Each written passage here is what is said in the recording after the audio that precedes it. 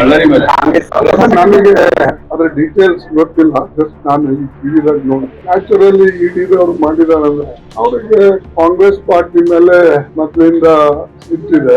ಕಾಂಗ್ರೆಸ್ ಪಾರ್ಟಿಗೆ MLA ಗಳಿಗೆ target ಮಾಡಿ ಮಾಡ್ತಾರಂದ್ರೆ ಅದರ ವಿಶೇಷವಾದಂತ ಅವರು ನಮ್ಮ ಪಕ್ಷವನ್ನ ಒಡೆಯೋದಕ್ಕೆ ಪಂಚ್ ಮಾಡ್ತಾ ಇದ್ದಾರೆ. ಎಲೆಕ್ಷನ್ ದಲ್ಲಿ ಆದಂತ ಘಟನೆ ಹೀಗೆ ತೆಗೆದು ಇದನ್ನ ಹರಾಸ್ಮೆಂಟ್ ಮಾಡ್ತಕ್ಕಂಥದ್ದು ಮಾಡಿದ್ದು ಸರಿಯಲ್ಲ. ಎಲೆಕ್ಷನ್ ದಲ್ಲಿ ಇದನ್ನ ಘಟನೆ ಮಾಡ್ಬೇಕಾಗಿ ಆದರೆ ಒಂದೂವರೆ ವರ್ಷದ ನಂತರ ಎಲ್ಲ ತೆಗಿತಕ್ಕಂಥದ್ದು ಅಂದ್ರೆ ಇಲ್ಲಿ ಇರ್ತಕ್ಕಂಥ MLA ಗಳಿಗೆ ಅಥವಾ ಇಲ್ಲಿರ್ತಕ್ಕಂಥ ಪಾರ್ಟಿ ಒಂದು ಶಾಸಕರಿಗೆ ಡಿವೈಡ್ ಮಾಡಬೇಕು ಅಂತಕ್ಕಂಥ ಪ್ರಯತ್ನ ನಡೆದಿದೆ. ಅದಕ್ಕೆ ನೋಡೋಣ ಈಗ ಯಾವ ರೀತಿಯಾಗಿ ಅದನ್ನ ಹಿಡಿದವರು ಕೊಡ್ತಾರೋ, ಯಾವ ರೀತಿಯಾಗಿ ಕೇಸ್ ಮಾಡ್ತಾರೋ ಮೇಲೆ ಡಿಪೆಂಡ್. ಅದನ್ನು ನಾನು ಕೂಡ ಫೋನ್ ಮಾಡಿ ತಿಳ್ಕೊಂಡು ಕೆಂಪುದ ಹಣವನ್ನು ದುರ್ಬಳಕೆ ಆಗಿದೆ ಅವ್ರು ಹೇಳ್ತಾರೆ. ನೋಡಿ, ಅದು ಇಡಿಗೆ ಬಿಟ್ಟು ವಿಚಾರ. ನಾನು ಅದರಲ್ಲಿ ಇಂಟರ್ಫಿಯರ್ ಮಾಡಲ್ಲ. ಎನ್ಕ್ವೈರಿಗಳು ಆಗ್ತವೆ, ಹೋಗ್ತವೆ.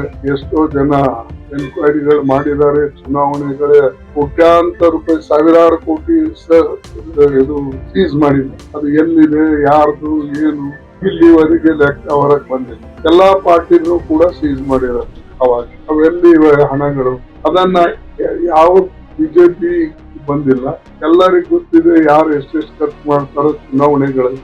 ಅವರು ಒಂದೇ ಪಾರ್ಟಿಗೆ ಟಾರ್ಗೆಟ್ ಮಾಡ್ತಕ್ಕಂಥದ್ದು ಯಾಕೆ ಅಂದ್ರೆ ವಿಶೇಷವಾಗಿ ಈ ಪಕ್ಷಕ್ಕೆ ನಾವು ಸ್ವಲ್ಪ ತೊಂದರೆ ಕೊಟ್ರೆ ನ್ಯಾಚುರಲಿ ಪಕ್ಷದಲ್ಲಿ ಒಂದು ಭೇದ ಭಾವ ಉಂಟಾಗಿ ನಮ್ಗೆ ಅನುಕೂಲ ಆಗುವಂತ ಕಲ್ಪನೆ ಇದೆ. ಬಟ್ ಅದು ಸಾಧ್ಯಿಲ್ಲ. ನಮ್ಮೆಲ್ಲ MLA ಗಳು ಅವ್ರು ಎಷ್ಟೇ ಹರಾಸ್ಮೆಂಟ್ ಮಾಡಿದ್ರು, ಏನೇ ಮಾಡಿದ್ರು ಒಕ್ಕಟ್ಟಾಗಿತ್ತು. ಕರ್ನಾಟಕದಾಗ ಇವೇನು ಹೊಸದಿಲ್ಲ. ಹಿಂದೆ ಪಾರ್ಟಿ ಒಬ್ಬರಿಗೆ ಆ ಒಂದು ನಿಗಮದ ಅವರಿಗೆ ಇದು ಮಾಡಿ ಜೈಲ್ನಲ್ಲಿ ಹಾಕಿ, ಹಿಂದೆ ಯುರೋಪ್ಗೂ ಹಾಕಿ, ಹೀಗೆ ಅನೇಕ ಜನರಿಗೆ ಅನೇಕ ಸಲ ಮಾಡ್ತಾರೆ. ಬಟ್ ಇದು ಪೂರ್ಣ ಎನ್ಕ್ವೈರಿ ಆಗುವವರೆಗೆ ನಾನು ಇದ್ರ ಬಗ್ಗೆ ಹೆಚ್ಚಿನ ಮಾಹಿತಿ ಕೊಡಕ್ಕೆ ನನ್ನ ಇಲ್ಲ.